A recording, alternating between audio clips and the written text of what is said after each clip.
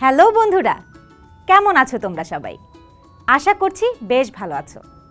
আমি অনিন্দিতা মৌ তোমাদের সবাইকে স্বাগত জানাই গজি8-এ।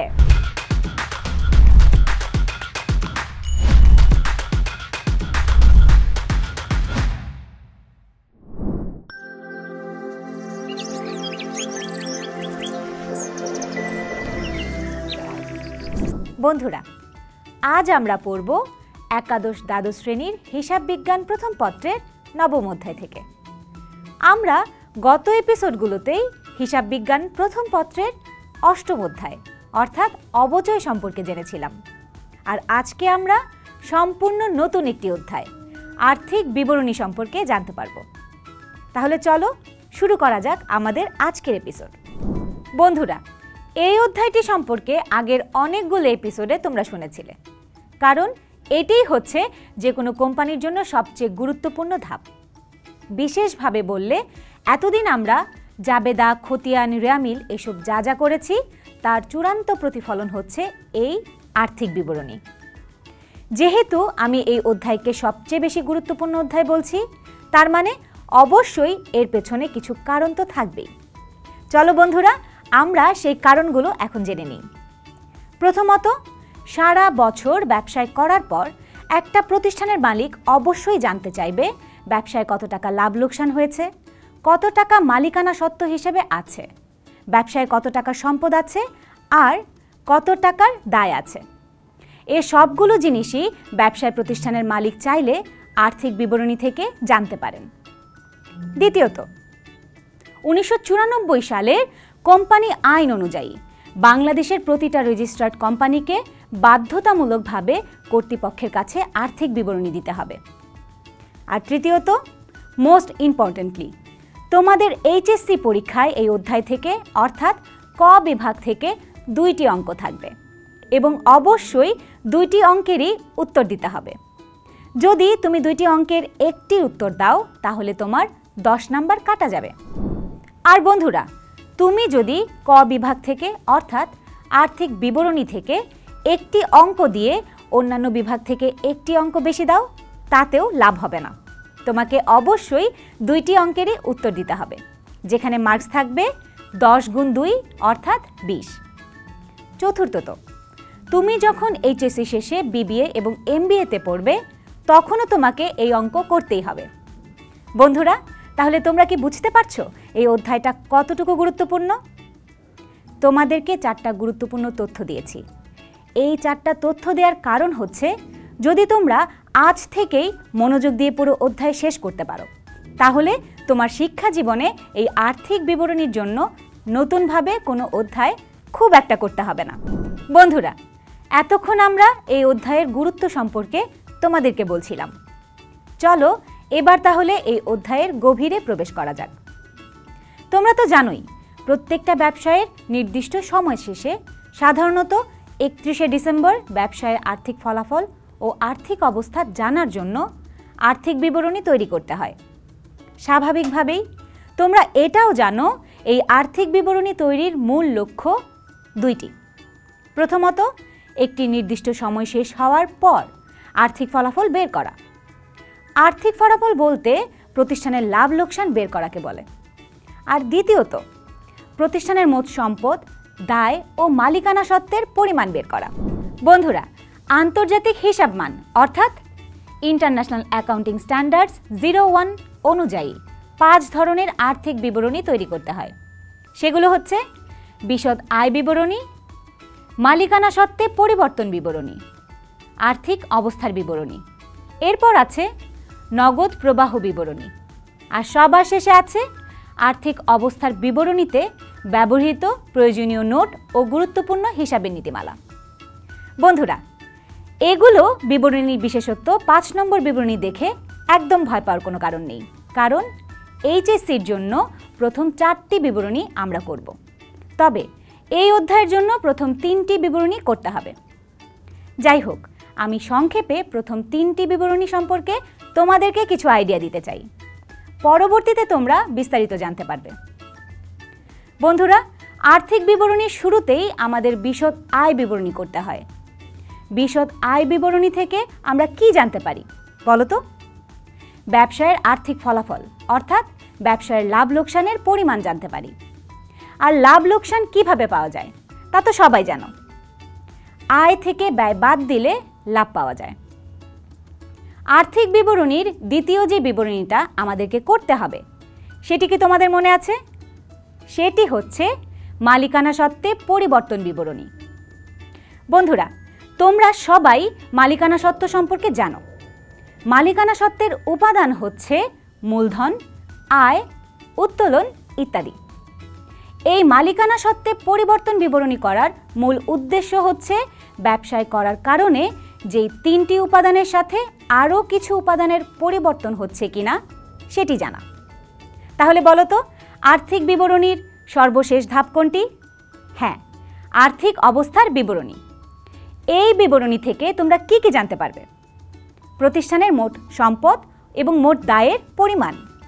আর চাইলেই তা থেকে আরও ডিটেলসে তোমরা স্থায়ী সম্পদ এবং চলতি সম্পদ এছাড়াও দীর্ঘমেয়াদী দায় ও স্বল্পমেয়াদী দায় সম্পর্কেও জানতে পারবে। বন্ধুরা, আর সবচেয়ে গুরুত্বপূর্ণ কথা হচ্ছে এই আর্থিক বিবরণীর মাধ্যমেই ব্যবসায়ের খুবই গুরুত্বপূর্ণ সিদ্ধান্তগুলো নেওয়া হয়।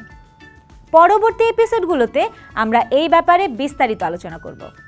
তার আগে চলো তোমাদেরকে বিশদ আয় বিবরণী, মালিকানা সত্ত্বে পরিবর্তন বিবরণী এবং আর্থিক বিবরণীর একটা স্যাম্পল দেখাই। এতে করে কিছুটা হলেও তোমাদের উপকার হবে। বন্ধুরা, তোমরা স্ক্রিনে বিশদ আয় বিবরণীর একটা ছবি দেখতে পাচ্ছ। খেয়াল করে দেখো, এখানে বিক্রয় থেকে বিক্রিত পণ্য বাদ দিলে যা থাকে তার নামই হচ্ছে মোট মুনাফা। আবার মোট মুনাফা থেকে পরিচালন ব্যয় এবং অন্যান্য ব্যয় বাদ দিলে যা থাকে তাকে বলা হয় নেট মুনাফা। আপাতত যতটুকু শুনতে পেলে ততটুকুই মনে রাখলে হবে। বন্ধুরা, এবার তোমরা স্ক্রিনে মালিকানা সত্ত্বের পরিবর্তন বিবরণী দেখতে পাচ্ছ।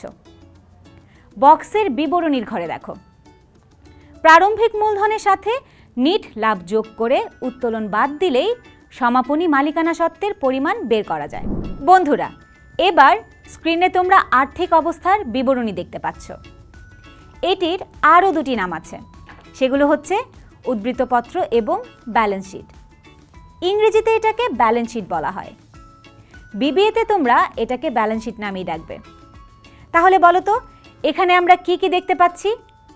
আমরা জানি ব্যালেন্স শিটে সম্পদ এবং মালিকানা সত্ত্ব এবং দায় থাকে। তাছাড়াও তোমাদেরকে একটা কথা বলতে চাই, সেটি হচ্ছে রেওয়া মিলে আমরা ঠিক যেমনটি দেখেছিলাম, ডেবিট পাশ এবং ক্রেডিট পাশ সব সময় সমান হয়। আর্থিক অবস্থার বিবরণীতেও সম্পদ এবং মালিকানা সত্ত্ব এবং দায় পাশ সব সময় সমান হয়। শুনতে খুব অবাক লাগছে, তাই না? অবাক তো লাগারই কথা। স্ক্রিনে এবার খেয়াল করে দেখো, মোট সম্পদের পরিমাণ দেয়া আছে 1,89,300 টাকা।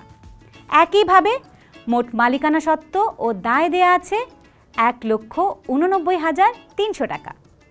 তোমরা আরও দেখতে পাচ্ছ সম্পদকে এখানে 3টা ক্যাটাগরিতে ভাগ করা হয়েছে: স্থায়ী সম্পদ, বিনিয়োগ ও চলতি সম্পদ। তবে আরও এক প্রকার অলিক সম্পদ রয়েছে যা এখানে দেয়া নেই।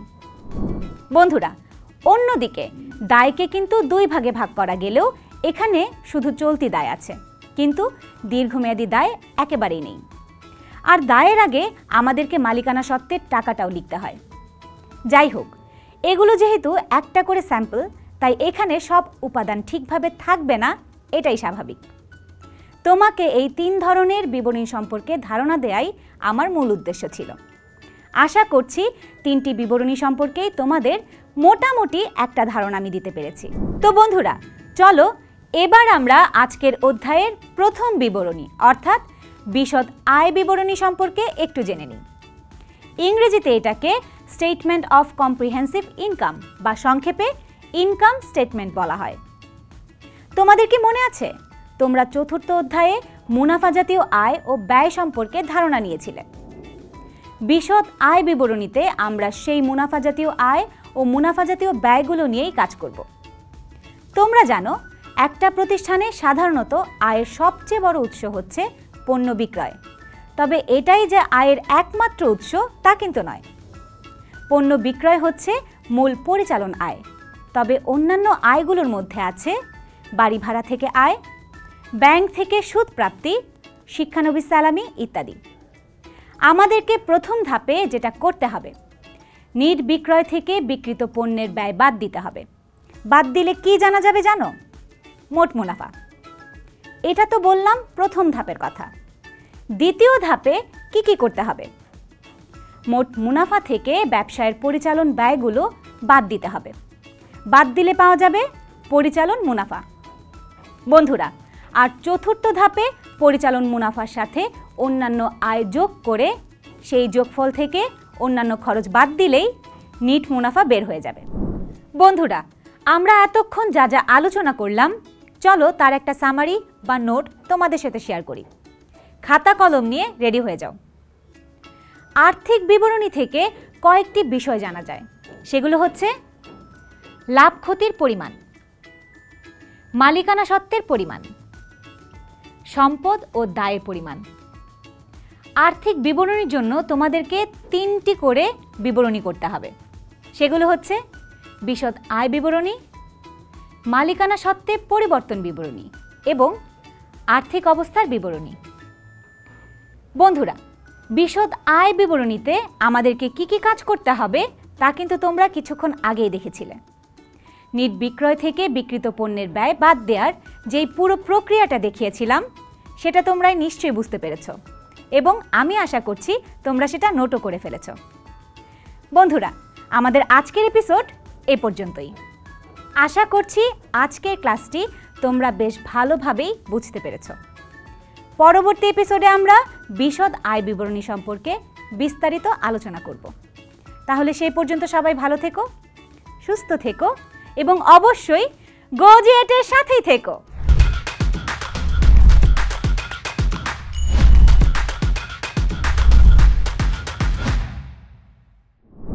বন্ধুরা, আজকের এপিসোড থেকে আমরা যে গুরুত্বপূর্ণ বিষয়গুলো জানলাম, চলো সেগুলোর কিছু নোটস দেখে আসি। আর্থিক বিবরণীর মূল ধাপ 3টি। আর্থিক অবস্থার বিবরণী থেকে সম্পদ, মালিকানা সত্ত্ব এবং দায়ের পরিমাণ জানা যায়। বিক্রয় থেকে বিক্রিত পণ্যের ব্যয় বাদ দিলে মোট মুনাফা পাওয়া যায়। মোট মুনাফা থেকে পরিচালন ব্যয়, অন্যান্য আয় ও অন্যান্য ব্যয় বাদ দিলে নিট মুনাফা পাওয়া যায়।